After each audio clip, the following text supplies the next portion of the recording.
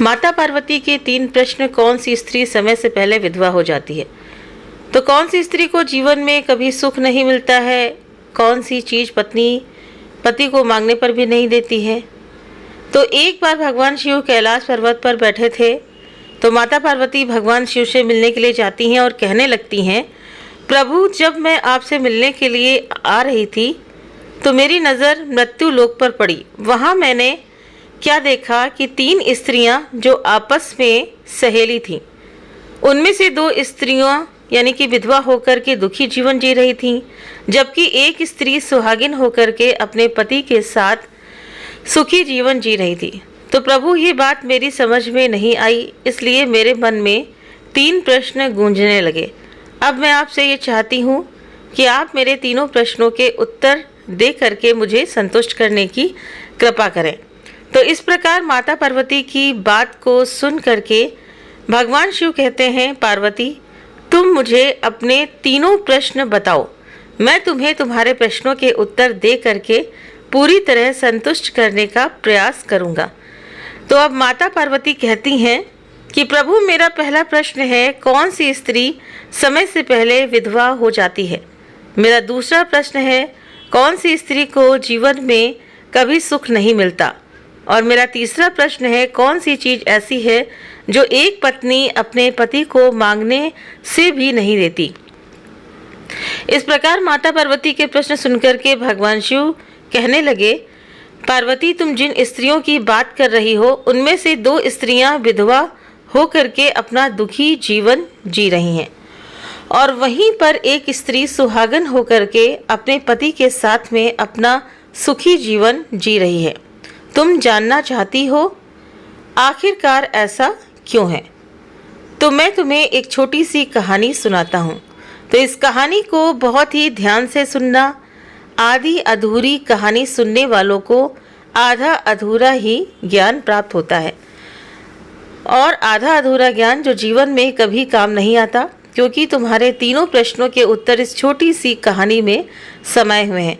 इस कहानी को यदि तुमने ध्यान से सुना तो तुम्हारे तीनों प्रश्नों के उत्तर तुम्हें अवश्य मिलेंगे और तुम्हें संतुष्टि प्राप्त होगी। तो माता पार्वती कहती हैं, प्रभु, मैं आपकी बात से सहमत हूँ, आप कहानी शुरू करो। मैं कहानी को पूरे मन से सुनूंगी और जब तक आप कहानी बोलेंगे तब तक मेरा मन किसी दूसरे स्थान पर नहीं जाएगा। तो भगवान शिव कहते हैं, पार्वती, सबसे पहले मैं तुम्हें उस स्त्री की कहानी सुनाता हूँ जो सुहागन बन करके सुखी जीवन जी रही है। देखो, जिस सुहागन स्त्री की तुम बात कर रही हो वो सुहागन स्त्री एक राजा के नौकर की पत्नी है, और जिस नौकर की वो पत्नी है उस नौकर को अपनी पत्नी पर पूरा विश्वास और भरोसा है कि वो पतिव्रता है, जिसकी महिमा वो अपने साथियों में बार बार करता है। अब देखो, एक दिन की बात है, उस राजा के नौकर ने अपनी पत्नी की प्रशंसा इतनी की, बात धीरे धीरे फैलते हुए राज दरबार तक पहुंच गई। फिर उस राजा ने अपने नौकर को बुलाया और उस नौकर से कहा कि तुम हर किसी से अपनी पत्नी की प्रशंसा करते रहते हो कि तुम्हारी पत्नी पतिव्रता है, तो क्या वास्तव में तुम्हारी पत्नी पतिव्रता है? क्या तुम्हें पूर्ण विश्वास है? तो भगवान शिव कहते हैं, पार्वती, इस प्रकार राजा की बात सुनकर के नौकर कहने लगा, महाराज, मुझे पूरा विश्वास है कि मेरी पत्नी पूरी तरह पतिव्रता है। अब उसी समय पर राजा का महामंत्री कहने लगता है, यदि मैं तेरी पत्नी का पतिव्रत धर्म खंडित कर दूं तो तुझे क्या सजा मिलनी चाहिए? तो नौकर ने कहा, यदि तुम मेरी पत्नी का पतिव्रत धर्म खंडित कर देते हो तो महाराज मुझे फांसी लगा देना। अब वो राजा का नौकर भी मंत्री से कहता है, महाराज, ये मेरी पत्नी का पतिव्रत धर्म खंडित नहीं कर पाए तो इनको सजा क्या मिलनी चाहिए? तो राजा ने कहा, मंत्री को भी फांसी की सजा दी जाएगी। भगवान शिव कहते हैं, पार्वती, इस प्रकार मंत्री ने स्वीकार कर लिया और नौकर से पूछा कि क्या वस्तु लाऊं जिससे तू माने कि मैं तेरी पत्नी का धर्म खंडित करने में सफल हुआ। तो नौकर ने कहा, मंत्री, यदि तुम मेरे घर से जाकर कि मेरे विवाह के समय पर मुझे एक पटका मिला था और एक कटार मिली थी जो दूल्हे को देते हैं, वो मेरी पत्नी ने बहुत ही संभाल के रखी है, जो सुहाग की निशानी मानी जाती है। यदि पटका और कटार लाकर तू मुझे दिखा दे तो मैं मान जाऊंगा कि मेरी पत्नी का धर्म तूने पूरी तरह नष्ट कर दिया है।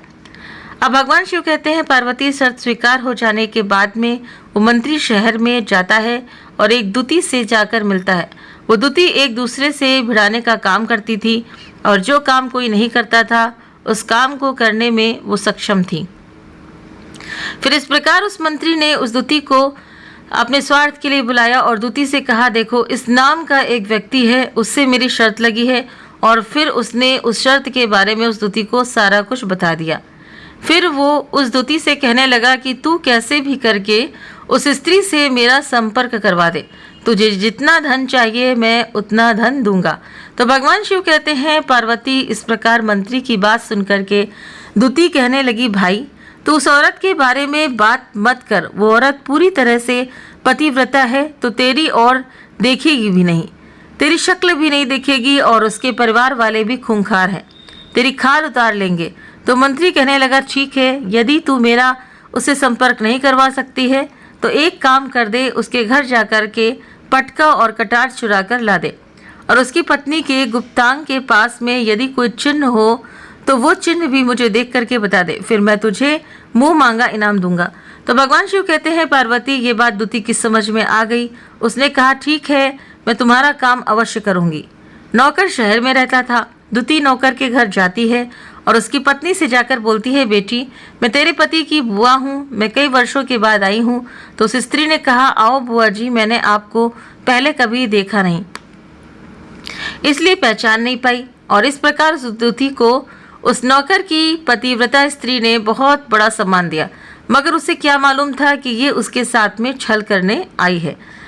अब भगवान शिव कहते हैं, पार्वती इस प्रकार वो दूती उस पतिव्रता स्त्री के साथ में 2 दिन तक रुकी। जिस समय वो स्त्री स्नान करने लगी तो दूती उठ करके उस पतिव्रता स्त्री की कमर मलने लगी। उस पतिव्रता स्त्री ने बहुत मना किया, फिर भी वो दूती नहीं मानी और कहने लगी, मुझे तो बेटी से भी प्यारी लगती हो तुम, मना मत करो, काफ़ी दिनों के बाद में मेरी तुम्हारी मुलाकात पहली बार हुई है। अब ऐसा कह करके वो दूती मुंह पर हाथ फेरने लगी। फिर आंखों को धोने के बहाने से उस दूती ने उस पतिव्रता स्त्री की आंखों में पानी मार दिया और उस स्त्री की आंखें बंद हो गईं। इस प्रकार गुप्तांग के पास जांघ पर उस स्त्री के एक तिल था जो उस दूती ने देख लिया, बस उसका काम बन गया। उधर स्नान करने के बाद जब वो पतिव्रता स्त्री रसोई में खाना बनाने गई तो दूती को मौका मिल गया और उसने पटका और कटार उस नौकर के घर से चुरा लिए और वहां से चुपके से भाग गई। और जा करके दूती ने वो पटका और कटार मंत्री को दे दिए और उस पतिव्रता स्त्री के जांघ पर तिल के निशान भी बता दिए। भगवान शिव कहते हैं, पार्वती फिर वो मंत्री पटका और कटार लेकर सीधा राजा के दरबार में पहुंचा और राजा से जाकर कहा, महाराज मैंने नौकर की पत्नी के पास में 2 दिन बिताए और ये पटका और कटार उसी के हाथों से लेकर आया हूँ। फिर तो राजा ने दरबार लगाया और नौकर को बुलाया तथा गृह महामंत्री से सभा में पटका और कटार नौकर को दिखाने के लिए कहा। फिर राजा की आज्ञा पाकर मंत्री ने उस नौकर को पटका और कटार दिखाई और उसकी पत्नी की जांघ पर तिल भी बताया। तो नौकर मान गया कि वास्तव में आज मेरी पत्नी ने अपना पतिव्रत धर्म पूरी तरह से भंग करवा लिया। तो भगवान शिव कहते हैं, पार्वती फिर तो राजा ने फांसी का दिन 15 दिन के बाद रख दिया और कहा नौकर को 15 दिन के बाद फांसी पर चढ़ाया जाएगा। और इस प्रकार नौकर से उसकी अंतिम इच्छा पूछी तो नौकर ने कहा, मैं अपनी पत्नी से अंतिम बार मिलना चाहता हूँ। भगवान शिव कहते हैं, पार्वती इस प्रकार राजा ने उस नौकर को आज्ञा दे दी कि ठीक है, तुम अपनी पत्नी से मिल सकते हो। फिर नौकर अपने घर गया और अपनी पत्नी से कहा कि तुमने मेरे साथ में बहुत बड़ा धोखा किया। मैंने तुम्हारे विश्वास पर मंत्री से ऐसी शर्त लगाई थी कि राजा के दरबार में राजा के सामने मैंने कहा था कि मेरी पत्नी का पतिव्रत धर्म कोई नष्ट कर दे तो मुझे फांसी लगा देना। अब मुझे 15 दिन के बाद फांसी लगा दी जाएगी। मेरे साथ विश्वासघात करके तुमने ठीक नहीं किया। तो भगवान शिव कहते हैं, पार्वती उस पतिव्रता स्त्री ने अपने नौकर पति को सारी बात बताई, मगर उसे विश्वास नहीं हुआ और पुनः वो राजा के दरबार में पहुंच गया। फिर उसे कैद में डलवा दिया गया। अब उधर नौकर की पतिव्रता पत्नी ने परमात्मा को याद किया और राजा के दरबार में गई और राजा से नाच दिखाने की आज्ञा मांगी। भगवान शिव कहते हैं पार्वती उधर नौकर की पतिव्रता पत्नी ने परमात्मा को याद किया और अपना वेश बदलकर राजा के दरबार में गई और राजा से नाच दिखाने की आज्ञा मांगने लगी।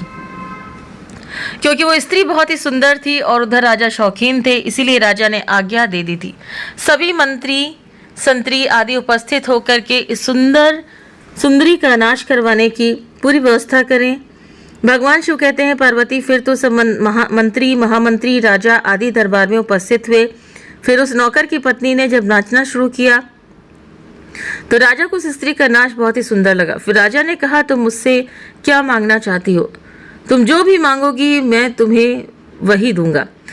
भगवान शिव कहते हैं पार्वती फिर उस नौकर की पतिव्रता स्त्री ने कहा महाराज आपकी सभा में मेरा चोर है जिसने मेरे रुपए लिए थे मगर आज तक वापस नहीं दिए, उसे फांसी की सजा दे दीजिए। अब राजा ने कहा ठीक है बताओ मेरे दरबार में तुम्हारा चोर कौन है, उसका नाम क्या है, मैं उसको फांसी की सजा अवश्य दूंगा। भगवान शिव कहते हैं पार्वती फिर उस नौकर की पतिव्रता स्त्री ने कहा महाराज आपका मंत्री मेरा चोर है, आप इसको फांसी की सजा दे दीजिए। अब उधर जैसे ही मंत्री ने सुना कि ये सुंदरी मुझे अपना चोर बता रही है तो मंत्री कहने लगा कि महाराज मैं कसम खाकर कहता हूँ कि मैंने इसका कभी कुछ नहीं चुराया, मैंने इसको कभी आज तक देखा ही नहीं, तो मैं इसकी चोरी कैसे कर सकता हूँ, मैंने आज तक इसकी शक्ल ही नहीं देखी है। अब भगवान शिव कहते हैं कि पार्वती जैसे ही मंत्री ने कहा कि मैंने इस सुंदरी की शक्ल आज तक नहीं देखी है तो वो सुंदरी कहने लगी कि महाराज यदि ये मंत्री मुझे जानता नहीं है तो आप इससे पूछिए कि ये पटका और कटार कहाँ से लाया था। मैं उस नौकर की पत्नी हूँ जो आपके यहाँ नौकरी करता है और आप मेरे निर्दोष पति को फांसी पर चढ़ाने वाले हैं। अब मैं आपको पूरी कहानी सुनाती हूँ। ये जो आपका मंत्री है इसने मेरे पास में अपनी एक दूती को भेजकर मेरी जांग के तिल का पता लगाया और उसने ही ये पटका और कटार चुरा करके इसको ला करके दी। और आपके मंत्री के द्वारा भेजी गई दूती जब मेरे घर पर आई थी तो उसने मुझसे कहा था कि वो मेरे पति की बुआ है, वो पहली बार आई थी इसीलिए मैं उसको पहचान ना सकी और महाराज इस प्रकार मैंने उस स्त्री को अपने यहाँ पर बहुत बड़ा सम्मान दिया और अपने यहाँ पर ठहरने की व्यवस्था की। अब भगवान शिव कहते हैं पार्वती इस प्रकार उस नौकर की पतिव्रता स्त्री की बात को सुन करके राजा ने दूती को बुलाया। फिर उस दूती ने राजा को सारी सच्चाई बताई। फिर राजा ने उस नौकर को छोड़ दिया और मंत्री को फांसी पर चढ़ा दिया। तो भगवान शिव कहते हैं पार्वती इस प्रकार उस नौकर की पतिव्रता स्त्री ने अंत में राजा से कहा महाराज मैं अपने पति से बहुत प्यार करती हूँ, मैं एक चरित्रवान स्त्री हूँ, कभी भी अपने पति का नाम तक अपने मुंह से नहीं लेती हूँ। अब भगवान शिव कहते हैं पार्वती मेरी कहानी पूरी हुई, अब तुम अपने तीनों प्रश्नों के उत्तर सुनो। तुम्हारा पहला प्रश्न था कौन सी स्त्री समय से पहले विधवा हो जाती है।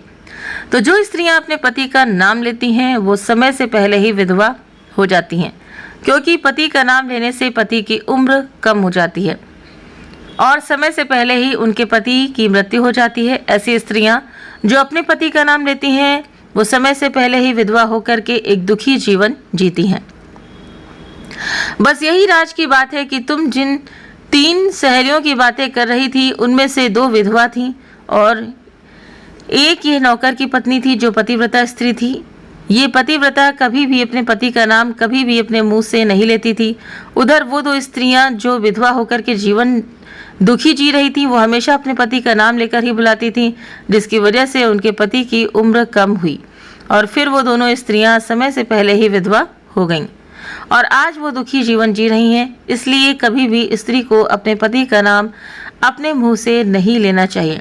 अब तुम्हारा दूसरा प्रश्न था कौन सी स्त्री को जीवन में कभी भी सुख नहीं मिलता। तो समझ लो जो स्त्रियां अपने पति की बिना अनुमति के किसी तीर्थ स्थान या उत्सव पर जाती हैं उनके जीवन में कभी सुख नहीं आता। ऐसी स्त्रियां जीवन में दुखी रहती हैं और उन्हें पति का कभी प्रेम नहीं मिलता। अब भगवान शिव कहते हैं पार्वती तुम्हारा तीसरा प्रश्न था कि ऐसी कौन सी चीज़ है जो एक पत्नी अपने पति को मांगने से भी नहीं देती। तो समझ लो वो चीज़ गाली है। एक चरित्रवान स्त्री अपने पति को गाली नहीं दे सकती। जो स्त्री गाली देती हैं वो स्त्री कभी भी चरित्रवान नहीं होती, और ऐसी स्त्री जीवन भर रोती हैं, उसके जीवन में कभी भी सुख की घड़ी नहीं आती है, और समय से पहले ही ऐसी स्त्रियां विधवा भी हो जाती हैं।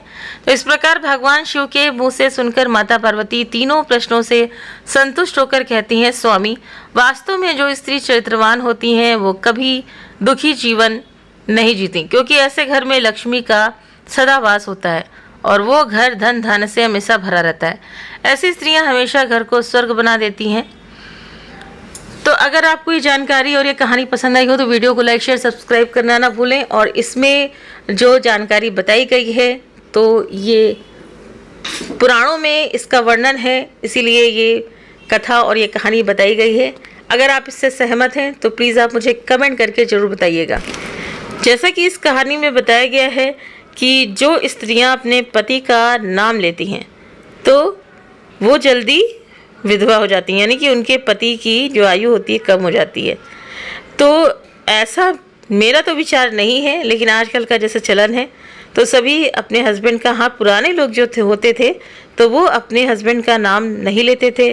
और जैसे आपने देखा कि आजकल जो टैटू वगैरह बनता है ना, तो सभी किस किस तरह के टैटूज बनवाते हैं। तो पुराने ज़माने में लोग क्या करते थे, अपने पति का नाम लिखवाते थे। और मैंने तो बहुत सारी लेडीज़ों को देखा है कि उन्होंने हाथ पे पूरा पूरा नाम गुदवाया है उनका, और ये तक लिखा है कि फला फला की पत्नी है ये, ऐसा ऐसा हाथ में नाम गुदवाया है। तो जैसा कि इसमें बताया गया है, तो ये बात है कि इसमें बताया कि स्त्रियां विधवा हो जाती हैं। तो मैं इससे सहमत नहीं हूँ। अगर आप सहमत हैं तो प्लीज़ आप मुझे कमेंट करके ज़रूर बताइएगा। और ये जो पार्वती जी ने 3 प्रश्न किए थे, तो अगर इन तीनों प्रश्नों से आप अगर सहमत हैं तो प्लीज़ आप मुझे ज़रूर से ज़रूर बताइए। वीडियो को लाइक शेयर सब्सक्राइब करके आप अपने कमेंट करना ना भूलें। और आपसे मिलते हैं हम नेक्स्ट वीडियो में नई जानकारी नई कहानी के साथ में। Thank you.